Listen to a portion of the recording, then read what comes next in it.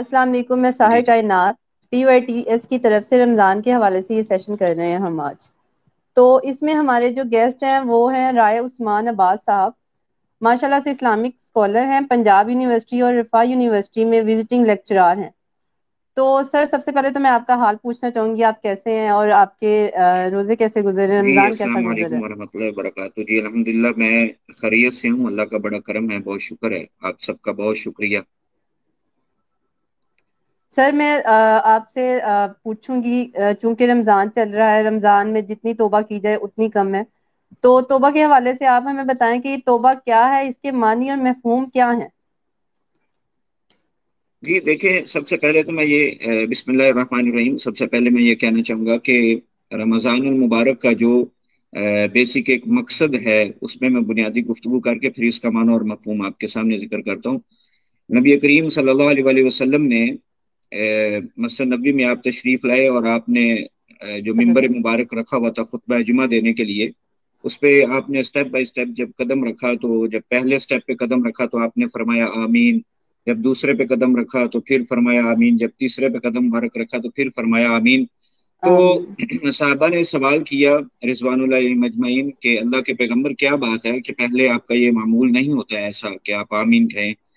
تو آپ نے عرض کی کہ میرے پاس جبریل آئے تھے اور انہوں نے 3 مختلف دعائیں کی ہیں، جب میں تینوں سٹیپس پہ قدم رکھ رہا تھا تو مجھے وہ دعائیں تینوں اچھی لگی ہیں، تو میں نے آمین کہا ہے۔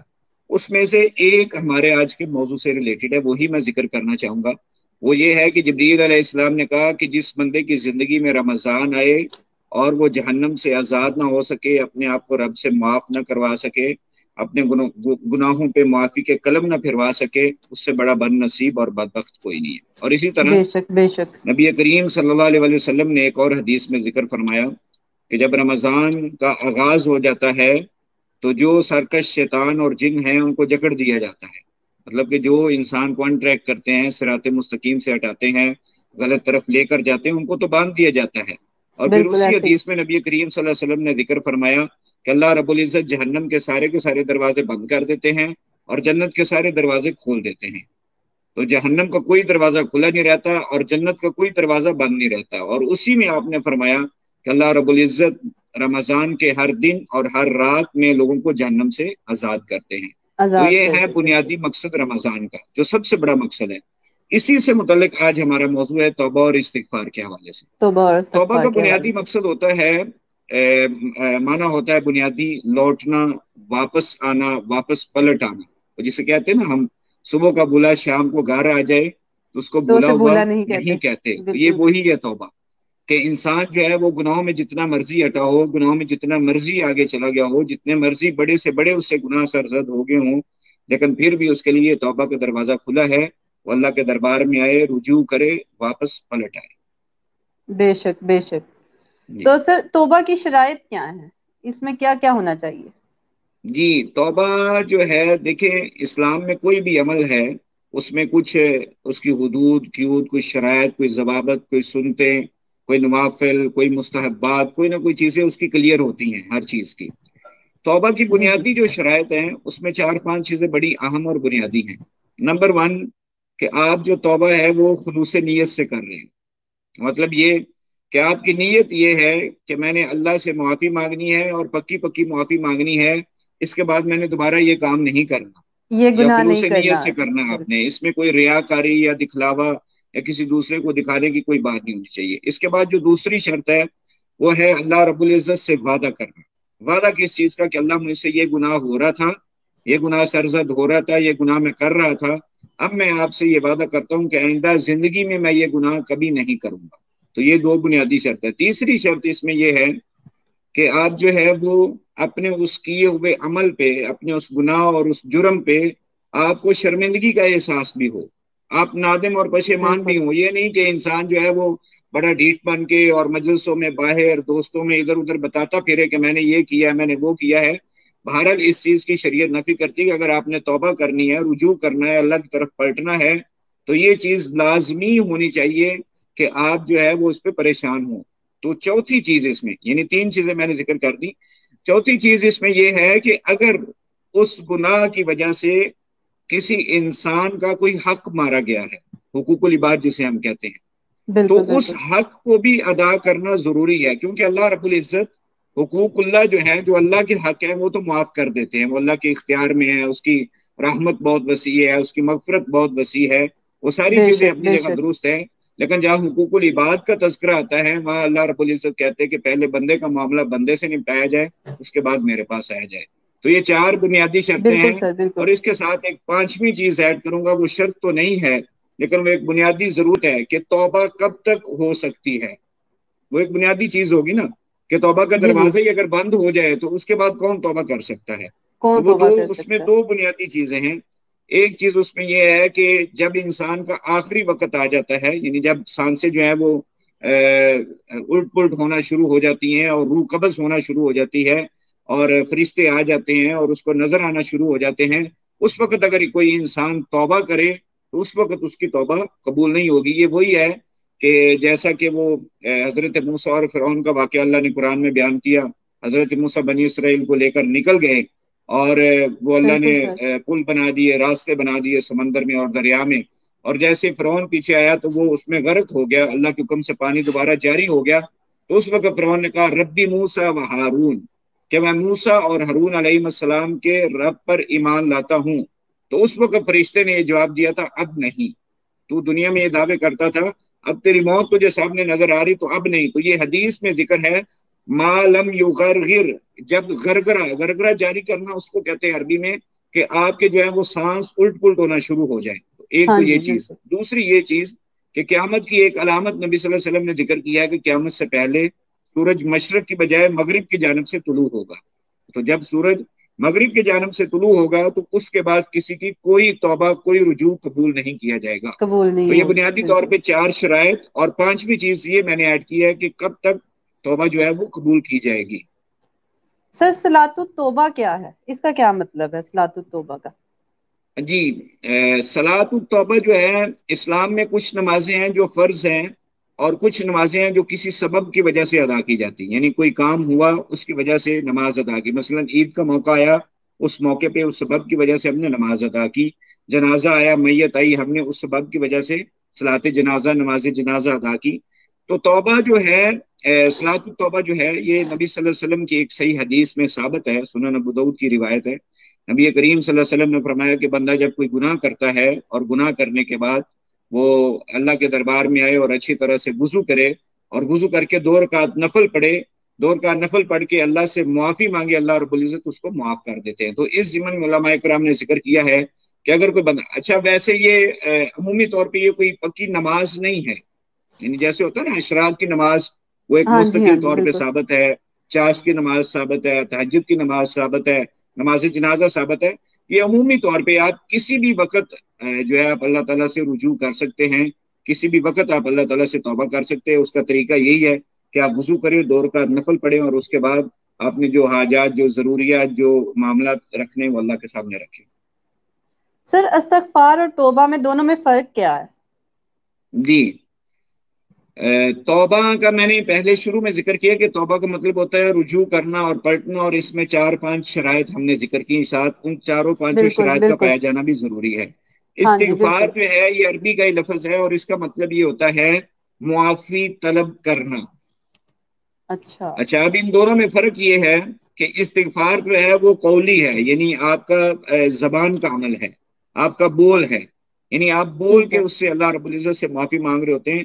اور جو توبہ ہوتی ہے اس میں آپ وہ کا آپ دل ایکشن سے، اور آپ کی وہ ساری شرائط بھی ساتھ شامل ہوتی ہیں، آپ کا عمل بھی شامل ہوتا ہے، اور آپ کا دل، آپ کا خلوص، آپ کے جوارے یعنی آپ کے جو اعضاء ہیں وہ سارے اس بات پر اطمینان اور یقین سے ہوتے ہیں کہ میں یہ کام کر رہا ہوں۔ تو یعنی آپ یہ سمجھ لیں کہ الفاظ بولنا اور عمل کرنا، یہ دونوں چیزیں جب ملتی ہیں تو یہ پورا ایک پروسیجر بنتا ہے جس کو ہم استغفار و توبہ کہہ دیتے ہیں۔ اور بعض جگہ یہ دونوں لفظ جو ہیں وہ ہم معنی بھی استعمال ہو سکتے ہیں۔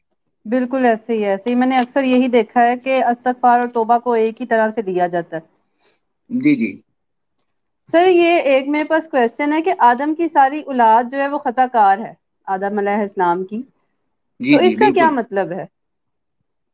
ہاں جی، یہ نبی صلی اللہ علیہ وسلم کی ایک بنیادی حدیث ہے۔ آپ نے فرمایا کلو بنی آدم خطاؤن وخیر الخطائین التوابون، کہ آدم علیہ السلام کی ساری اولاد جو ہے وہ خطا کار ہے، یعنی غلطی کرنے والی۔ अच्छा, इंसान जो है ना, लफ्ज इंसान, इसका जो आगाज है, इसके बारे में दो बातें हैं। एक तो है उन्स, जिसे हम मोहब्बत कहते हैं कि ये अलिफ नून सीन उन्स से बना है। और दूसरा कहते हैं कि ये निस्यान से बना है, नून सीन ये अलिफ नून, निस्यान जिसको हम कहते हैं निस्यान, भूलना। तो भूल। ये दोनों इस एतबार से इंसान के जो रूट वर्ड्स हैं उसमें ये चीज पाई जाती है, खताकारी। तो नबी करीम सल्लल्लाहु अलैहि वसल्लम फरमाया कि आदम की सारी औलाद जो है वो खताकार है। व खैरुल खत्ताइन तव्वाबून, लेकिन उन खताकारों में से बेहतरीन शख्स वो है। यानी गलती हो जाना कोई बड़ी बात नहीं है, गुनाह हो जाना कोई बड़ी बात नहीं है, यानी जुर्म तो है, जुर्म तो हमने किया है, ये एहसास होना चाहिए। लेकिन इन मानों में कि हम उस पे जो है वो डिसहार्ड हो जाएं और बैठ जाएं कि अब मेरे से कोई मामला नहीं हो सकता, अब मेरी बख्शिश का कोई परवाना नहीं है, मैं तौबा नहीं कर सकता। तो इसमें नबी सल्लल्लाहु अलैहि वसल्लम जिक्र किया है कि आदम अलैहिस्सलाम की सारी औलाद खताकार है।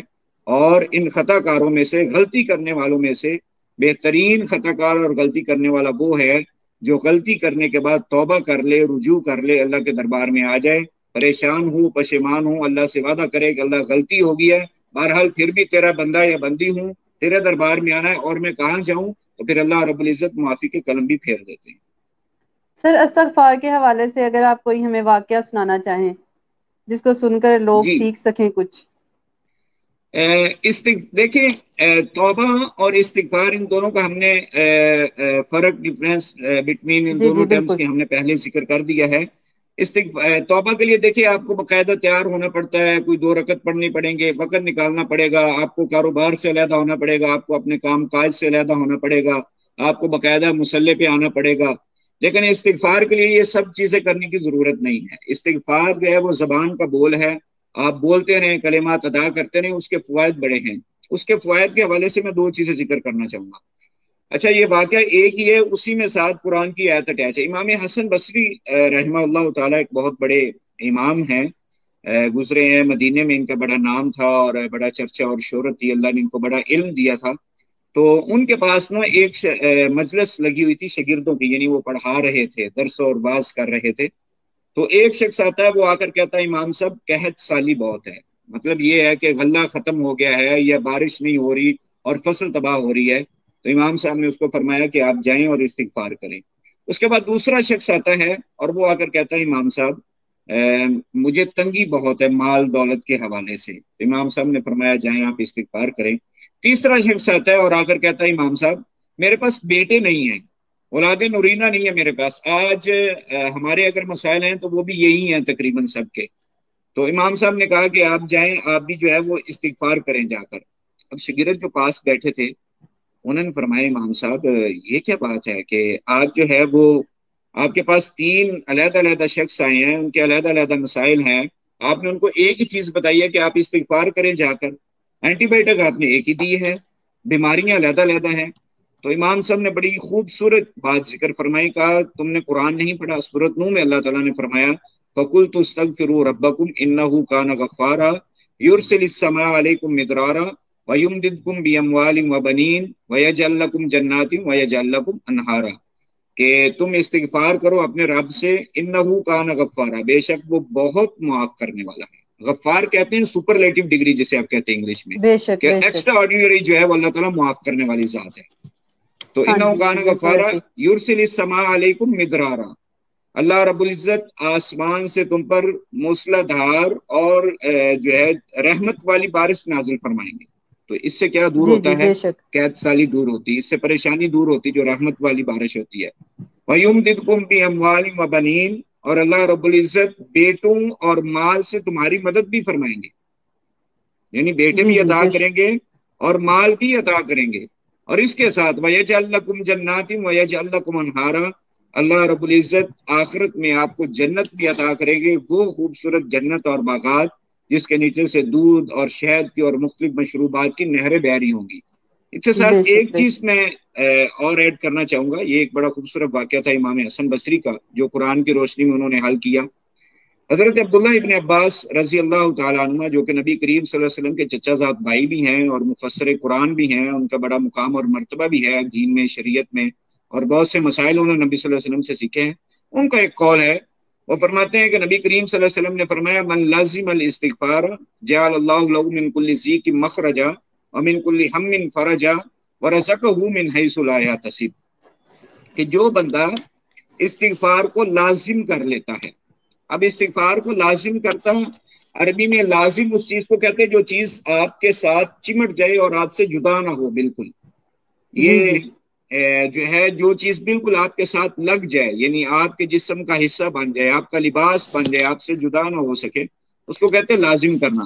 اس لیے فرمایا کہ جو شخص استغفار کو لازم کر لیتا ہے، یعنی اٹھتا بیٹھتا آتا جاتا استغفار کرتا ہے، اس کا معمول ہے استغفار کرنا، جعل اللہ لہ من کل ضیق مخرجا، اللہ رب العزت اس سے ہر تنگی کو دور کر دیتے ہیں. جتنی بھی مشکلات ہوں، جتنی بھی تنگیاں ہوں، ان سے نکلنے کا اللہ رب العزت راستہ مہیا کر دیتے ہیں.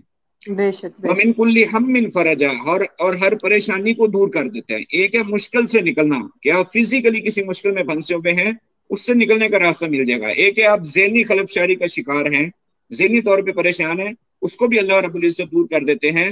وَرَزَقَهُ مِنْ حَيْثُ لَا يَحْتَسِبْ، اور آپ کاروبار بہت کرتے ہیں لیکن مال اور دولت اور پیسہ نہیں ہے، تو اللہ رب العزت اس عمل کی بدولت میں آپ کو وہاں سے رزق دے گا جہاں سے آپ کو وہم اور گمان بھی نہیں ہوگا. جی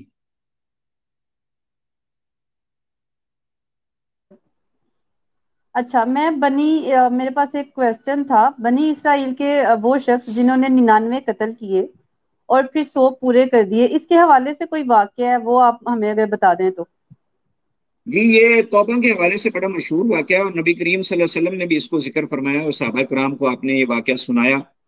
وہ اصل میں واقعہ یہ ہے کہ ایک شخص بڑا ہی جابر اور ظالم تھا. یہ میں اس زبان میں کہہ رہا ہوں کہ جس وقت وہ یہ عمل کر رہا تھا، اب تو خیر اس کا معاملہ اور ہے. وہ بڑا ظالم تھا اور اس نے 99 یعنی 99 قتل کیے ہوئے تھے. اب قتل تو ایک بہت بڑا جرم ہے. اللہ رب العزت نے قرآن مجید میں کہا من احیا فکانما احیا الناس جمیعا، جس نے ایک انسان کو زندہ کیا اس نے پوری انسانیت کو زندہ کیا، اور جس نے ایک بے شک جان کو نقصان پہنچایا اس نے پوری انسانیت کو نقصان پہنچایا. یہ تو مسلمہ بات ہے، اپنی جگہ پہ حقیقت ہے. لیکن وہ جو ہے 99 قتل کرنے کے بعد اس کو احساس پیدا ہوا کہ میں جو ہے وہ رب سے بغاوت کر رہا ہوں، اس پالن ہار سے، اس بخشن ہار سے بغاوت کر رہا ہوں، میں دور بھٹک رہا ہوں. تو اس نے معلوم کیا کہ مجھے کوئی بڑا عالم بتا دیں. تو اس کو ایک بتایا گیا راہب اور پادری بہت بڑا، کیونکہ وہ بنی اسرائیل کا واقعہ اور عیسائی کرسچن مذہب سے ریلیٹڈ ہے واقعہ. تو اس کو جی بتایا جی گیا کہ فلاں جو ہے وہ ایک بہت بڑا پادری ہے اور بہت بڑا عالم ہے، آپ اس کے پاس جائیں، وہ آپ کو کوئی حل بتائے گا. تو وہ شخص چلتا ہے اور اس کے پاس جاتا ہے اور اس کو جا کر کہتا ہے کہ میں نے جی 99 قتل کیے ہیں، میری کوئی بخشش ہو سکتی ہے، میرے لیے کوئی معاملہ ہو سکتا ہے. تو اس نے جلدی میں ہی جواب دیا، عالم دین نے، یا اس کو سمجھ بوجھ نہیں تھی، یا اللہ نے اس واقعے کو بنانا تھا ہماری نصیحت کے لیے، جو بھی اس کے پیچھے مقاصد ہو سکتے ہیں. اس نے کہا توبہ توبہ نعوذ باللہ، تیری معافی تو ہو ہی نہیں سکتی، تو نے 99 قتل کیے ہیں. اس نے تلوار پکڑی، اپنا اسلحہ پکڑا اور اس راہب اور اس عالم کو بھی قتل کر دیا. اس نے کہا چلیں اب 100 پورے ہو گئے. اب جب 100 پورے ہو سینچری گئے. ہوگی، 100 پورے قتل کر لیا اس نے، اس کے بعد وہ پھر پریشان ہوا. دیکھیں یہ جو پریشانی ہے نا دل میں پیدا کرنے والی ذات بھی اللہ رب العزت کی ہے، کہ جب آپ کو اللہ نے راہ ہدایت پہ لانا ہے تو آپ کے دل میں خیالات، آپ کے ذہن میں خیالات اور دوسری چیزیں جو ہیں سیدھے راستے والی وہ پیدا ہونی شروع ہو جاتی ہیں. اب وہ دوبارہ پھر جو ہے وہ اس طرف آیا اور اس نے پھر کسی سے پوچھا کہ مجھے بتائیں کہ کوئی اور عالم دین ہے کہ میں کسی کے پاس جاؤں. اس کو کسی نے بتایا کہ فلاں جگہ جاؤ، فلاں ایک اور عالم دین ہے، اچھا ہے، بڑا ہے، تم اس کے پاس جاؤ، وہ ضرور کوئی نہ کوئی حل بتائے گا. لیکن وہ اس علاقے میں نہیں ہے، وہ کسی دوسرے علاقے میں ہے، یعنی اس علاقے سے تمہیں دوسرے علاقے کی طرف جانا پڑے گا. وہ نکلا، وہ گیا، اس کے پاس پہنچا. اس نے کہا ٹھیک ہے تم آ گئے ہو، تم اس نیت کے ساتھ آگے ہو کہ تم اللہ سے معافی مانگنا چاہتے ہو، تمہارے لیے معافی ہو سکتی ہے، لیکن ایک چیز میں تمہیں کہوں گا کہ تم اس پر عمل کرو. اس نے کہا کیا بتائیں؟ کہ صرف یہ کرنا ہے کہ تم نے اب واپس اپنے علاقے میں نہیں جانا، اس علاقے کو چھوڑ کر وہ اگلی جو بستی ہے وہ نیک لوگوں کی بستی ہے، وہاں چلے جاؤ، وہاں جا کر نیک اعمال کرو، نیک لوگوں کے ساتھ رہو، نیکوں کی صحبت میں رہو، وہاں جا کر تم ٹھیک رہو گے. اگر تم اس بستی میں رہو گے جہاں تم پہلے سے گناہ گارتے ہیں اور یہاں گناہ گار زیادہ ہیں یا ماحول گناہ کا زیادہ ہے، تو تمہیں یہاں پر دوبارہ پریشانی ہو سکتی ہے. میں یہاں رک کر واقعہ میں بعد میں پورا کرتا ہوں، ایک حدیث اور سنانا چاہوں گا. نبی کریم جی صلی اللہ جی علیہ وسلم نے ضرور فرمایا ضرور. کل مولود یولد علی الفطرہ، کہ ہر بچہ جو پیدا ہوتا ہے نا دنیا میں، جو بھی، چاہے وہ کسی ہندو کے گھر میں پیدا ہو، काफिर के घर में पैदा हो, मुस्लिम के घर में पैदा हो, वो ईसाई के घर में पैदा हो, मजूसी, जिस भी मजहब से रिलेटेड लोग हों, वो फितरत इस्लाम पर पैदा होता है। लेकिन आगे जो अल्फाज आपने जिक्र फरमाए, फ़ाबवाहु युहव्विदानिही औ युनस्सिरानिही औ युमज्जिसानिही औ युशर्रिकानिही, तो उसके वालिदैन जो है वो उसको यहूदी बना देते हैं या ईसाई बना देते हैं या मजूसी यानी आग का पुजारी बना देते हैं या उसको मुशरिक बना देते हैं। मतलब ये है कि मुआशरे और घर का बड़ा किरदार होता है तरबियत में। हमारी पंजाबी की एक मिसाल है जिसे हम कहते हैं खरबूजा खरबूजे को देख के रंग पकड़ता है। ये एक पंजाबी की बड़ी मिसाल है, ठोस पंजाबी की। तो जिक्र मैं इसलिए करना चाहता हूँ कि इसका एक बड़ा किरदार है इस मिसाल का भी। तो नबी सल्लल्लाहु अलैहि वसल्लम ने भी यही बात हदीस में जिक्र फरमाई है कि बच्चा फितरत इस्लाम पे पैदा होता है, उसके वालिदैन जिस मजहब और जिस दीन पे होते हैं, उसका मुआशरा जिस मजहब और जिस दीन पे होते हैं, वो उसको वही बना देते हैं। तो मैं वो वाक्य कंप्लीट करना चाहूंगा, ये ज़िम्नन बात आ गई थी उसके तहत। तो उसने वो सफर शुरू कर दिया, यानी उस आलिम के कहने पे 100 कत्ल करने के बाद उसने वो सफर शुरू कर दिया अगली बस्ती में पहुंचने के लिए। तो अभी वो थोड़ा ही चला है कि उसकी मौत का परवाना आ गया, यानी फरिश्ते आ गए उसकी रूह कब्ज करने के लिए। उसकी रूह कब्ज कर ली गई, उसकी डेथ हो गई, वो वफात पा गया। अब हकीकत ये है कि ये जिस बस्ती से निकला है इस बस्ती के करीब था, और जिस बस्ती में उसने पहुंचना है उस बस्ती से बहुत दूर था। अब फरिश्तों का झगड़ा हो गया। आपको पता है कि जब इंसान की डेथ होती है तो दो ग्रोह आते हैं फरिश्तों के, नेक रूह को लेने वाले और बद रूह को लेने वाले, दोनों ग्रोह आते हैं। तो अब उन दोनों फरिश्तों में झगड़ा हो गया। नेक रूह वाले कहते हैं कि हमने इसको लेकर जाना है, ये तौबा कर चुका है। बद रूह वाले कहते हैं कि अभी इसने तौबा नहीं की, अभी ये उस काम के लिए चला है, तो हमने इसको लेकर जाना है। अल्लाह रब्बुल इज्जत ने यह फैसला फरमाया कि जमीन की पमाइश कर ली जाए, जिस तरफ ये करीब है उस तरफ वाले फरिश्ते इसको ले जाएंगे। अगर ये नेकों वाली बस्ती की तरफ करीब है तो नेक रूह वाले जो फरिश्ते हैं वो इसको ले जाएंगे, और अगर ये बदी वाली बस्ती के करीब है तो बद रूह वाले जो फरिश्ते हैं कब्ज करने वाले वो इसकी रूह को ले जाएंगे। लेकिन साथ ही अल्लाह रब्बुल इज्जत ने जमीन को हुक्म दे दिया, क्यों कि उस बंदे की तौबा कबूल हो चुकी थी, वो सिद्ध के दिल से रुजू कर चुका था, वो अब दुरुस्त होने की तरफ निकल चुका था। तो अल्लाह ने जमीन को हुक्म दिया, तो अल्लाह ने वो बस्ती करीब कर दी जो दूर थी, यानी नेको वाली बस्ती जो है वो अल्लाह ने करीब कर दी, और जो बदी वाली बस्ती थी वो अल्लाह ने दूर कर दी। और जब फरिश्तों ने पमाइश की तो फिर फैसला ये हुआ कि ये नेक रूह है, और नेक रूह कब्ज करने वाले फरिश्ते जो हैं वो इसको लेकर जाएंगे। इस वाक़े में हमारे लिए एक सबक है बहुत बड़ा कि गुनाह जितना मर्जी हो जाए, जितने मर्जी हो जाए, तादाद उनकी जितनी मर्जी ज्यादा हो जाए, अगर इंसान सिद्ध के दिल से निकल पड़े और चल पड़े और अल्लाह की तरफ निकल पड़े, तो इंसान अगर चलता है, और हदीस में नबी सल्लल्लाहु अलैहि वसल्लम फरमाया कि अगर आप एक बलिश्त आते हो तो अल्लाह एक ज़रा यानी पूरा एक बाजू की मिकदार के बराबर आते हैं, अगर आप चल बेशक कर आते हो बेशक। तो अल्लाह आपकी तरफ दौड़ कर आता है। तो यही वो बिल्कुल इसमें बिल्कुल। हमारे लिए सबक है कि हमें भी अपने गुनाहों से रुजू करना चाहिए, तौबा इस्तिगफार करना चाहिए। बेशक। सर आज चूंकि एक मुबारक रात है, रमज़ान की 27वीं की रात है, तो इसके हवाले से आप क्या कहना चाहेंगे कि आज 27वीं की रात को किस तरह से तौबा की जाए, अल्लाह के हजूर किस तरह से हमें तौबा करनी चाहिए कि अल्लाह ताला हमारे तमाम गुनाहों से हमें मुआफ़ी हमें दे दे। बहुत बड़े बड़े गुनाह भी होते हैं, बहुत छोटे छोटे गुनाह भी होते हैं, लेकिन गुनाह गुनाह ही होते हैं। तो जी ऐसा बिल्कुल। कौन सा तरीका है, कौन से नवाफिल, क्योंकि अक्सर यानी इसमें नवाफिल भी पढ़े जाते हैं, बहुत बहुत ज्यादा नवाफिल भी पढ़े जाते हैं, कई तो दो नवाफिल अदा करते हैं। तो आप हमें बताएं कि क्या करना चाहिए हमें। जी इस रात के हवाले से मैं बुनियादी तौर पे एक तो वो चीज़ जिक्र करना चाहूंगा कि सैयदा आयशा रजी अल्लाह तआला अन्हा उम्मुल मोमिनीन, उन्होंने उन्होंने नबी करीम सल्लल्लाहु अलैहि वसल्लम से एक बुनियादी सवाल किया था कि अल्लाह के पैगंबर, अगर हम लैलतुल कद्र को पा लें, यानी कदर वाली रात अगर हमें मिल जाए, जिंदगी में मुयस्सर आ जाए, तो हम उसमें क्या पढ़ें। एक तो इस चीज पे बिल्कुल हमें अमल बिल्कुल। करना है। आपने जो दुआ सिखाई, फरमाया अल्लाहुम्मा इन्नका अफ़ुव्वुन तुहिब्बुल अफ़्व फ़अफ़ु अन्नी, अगर आपने अकेले पढ़नी है, अगर मिल के पढ़नी है, कोई दुआ कर रहा है मंगवा रहा है, तो फ़अफ़ु अन्ना पढ़ेंगे आप एंड पे जमा सबकी तरफ से। एक तो हमें इस दुआ को पढ़ने की कोशिश करनी चाहिए और ज्यादा से ज्यादा कोशिश करनी चाहिए। दूसरा, देखें इंसान के ना अमल करने का एक रुझान होता है और एक तबीयत और मिजाज होती है। अगर आप कहें कि सारी रात आप कुरान पढ़ें, आप वो भी नहीं पढ़ सकते।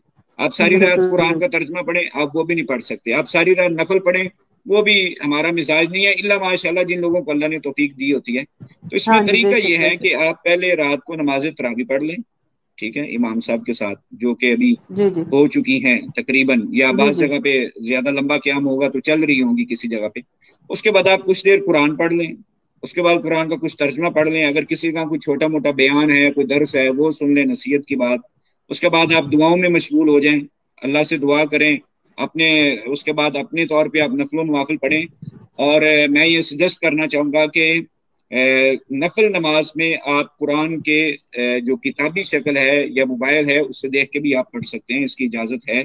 تو لمبا قیام جو ہے وہ اس کی بھی کوشش کرنی چاہیے تاکہ آپ اس میں کوئی ربع، آدھا پارا یا پارا جو ہے وہ آپ ایک دو رکعتوں میں پڑھ سکیں. اصل چیز یہ ہے کہ آپ خلوص نیت سے جو کریں، جتنا بے کریں شک بے شک اطمینان سے کریں، سکون سے کریں اور خلوص نیت سے کریں. اور پھر جو ہے اس دعا کو کثرت سے پڑھیں جو نبی کریم صلی اللہ علیہ وسلم نے حضرت عائشہ کو سکھائی تھی. دیکھیں اس میں وہ دعا کا ذکر آ گیا تو میں ضمن ذکر کر دیتا ہوں کہ مغفرت اور عفو میں کیا فرق ہے. وہاں نبی صلی اللہ علیہ وسلم کلمات کیسے ہیں؟ اللہم انکا عفو، اے اللہ تو معاف کرنے والا ہے، بے شک تو حب العفو، تو معافی کو پسند کرتا ہے، فاعف عنا، ہمیں معاف کر دے. اب مغفرت یعنی استغفر اللہ پڑھتے ہیں ہم، اللہ مجھے بخش دے، میری بخشش کر دے، اس میں اور عفو میں کیا فرق ہے؟ دیکھیں اس میں وہی فرق ہے، بچے نے لکھتے ہوئے غلط کیا اور اس نے اس کے اوپر ہی پینسل پھیر کے اس کو کراس کر دیا، یہ ہے بخشش، یہ ہے استغفار. بچے نے غلط بالکل کیا ایسے پھر اس کو ریز کر دیا، غلط کیا پھر اس کو بالکل ریز کر کے سرے سے ختم ہی کر دیا، یہ ہے عفو. اور اللہ کے نبی صلی اللہ علیہ وسلم نے عفو کی دعا ہمیں سکھائی ہے.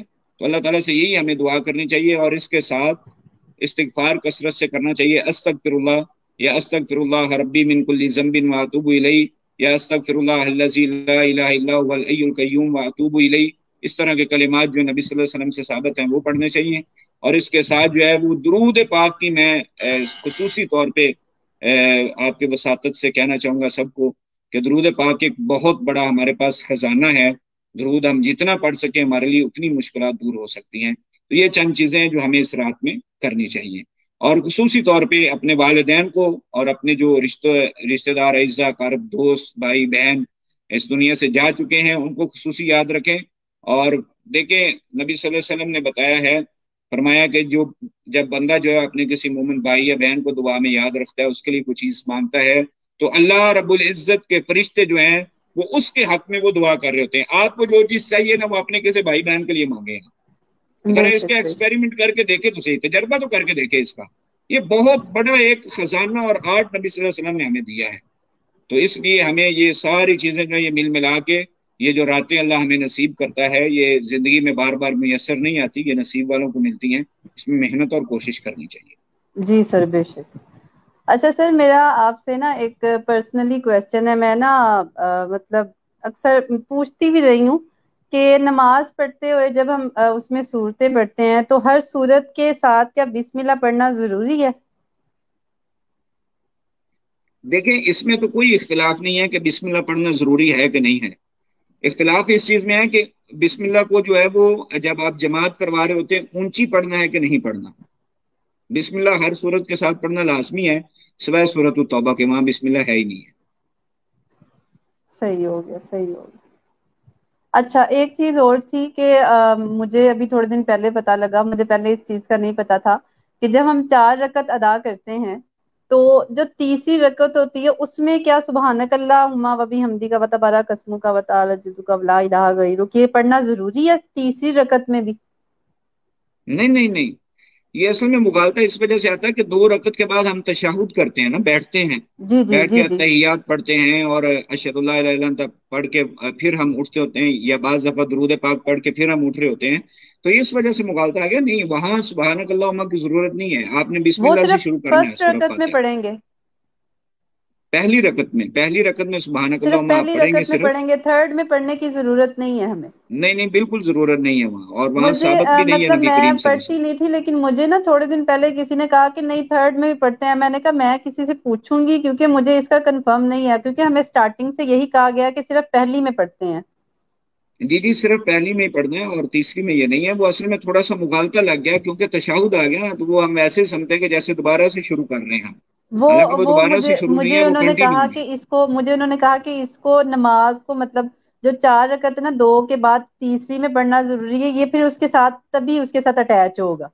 تو میں نے کہا جی میں جی. پھر پوچھوں گی خود سے یہ کوشچن. نہیں تو نہیں، سر ماشاء اللہ سے. اٹیچمنٹ جو ہے وہ نماز کی جاری رہتی ہے. جب آپ اللہ اکبر کہہ دیتے ہیں، اس کو کہتے ہیں تکبیر تحریمہ. تو تکبیر ہاں جی تحریمہ کا بالکل. یہ مطلب ہوتا ہے کہ باہر کی ساری چیزیں حرام ہو گئی ہیں، اب آپ اللہ کے لیے ہیں. اور اس کا اینڈ کب ہوتا ہے؟ جب آپ السلام علیکم ورحمۃ اللہ وبرکاتہ کہہ رہے ہوتے ہیں، یا السلام علیکم ورحمۃ اللہ کہہ رہے ہوتے ہیں، دونوں طرف سلام پھیرے ہوتے ہیں، تو اس وقت جا کے باہر کی ساری چیزیں دوبارہ جائز ہو جاتی ہیں. تو یہ پورا اور ایک سر پروسیجر ایک ہے، یعنی چیز. شروع سے اینڈ تک نماز کنیکشن ہے آپس میں. ہاں جی.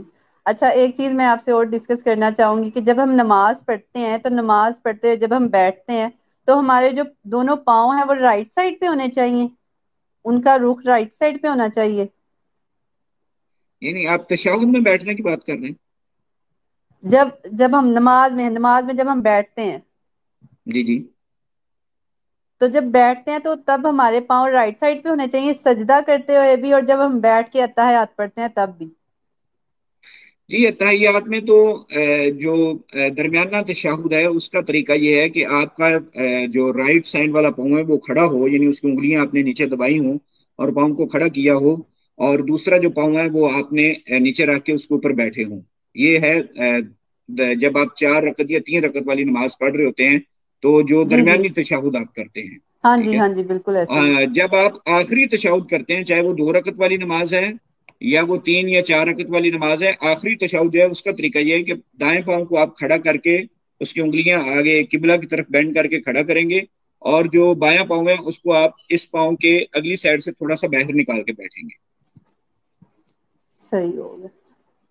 چلیں سر بہت بہت شکریہ. آج عثمان عباس صاحب سے ہم نے بہت کچھ سیکھا. سر نے ہمیں توبہ کے بارے میں، استغفار کے بارے میں کافی کچھ بتایا. آپ سب لوگوں نے بھی کافی کچھ سیکھا ہوگا. سر انشاءاللہ آپ کے ساتھ ایک سیشن دوبارہ رکھیں گے رمضان میں، اور آپ سے اور زیادہ ہم جو ہیں وہ انفارمیشن لیں گے.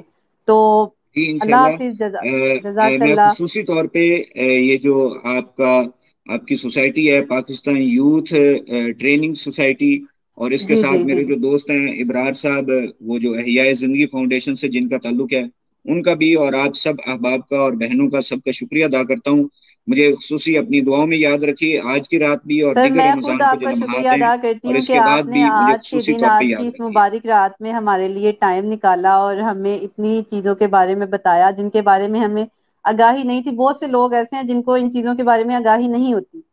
تو بہت بہت شکریہ آپ کا کہ آپ نے اپنا قیمتی ٹائم ہمارے لیے نکالا.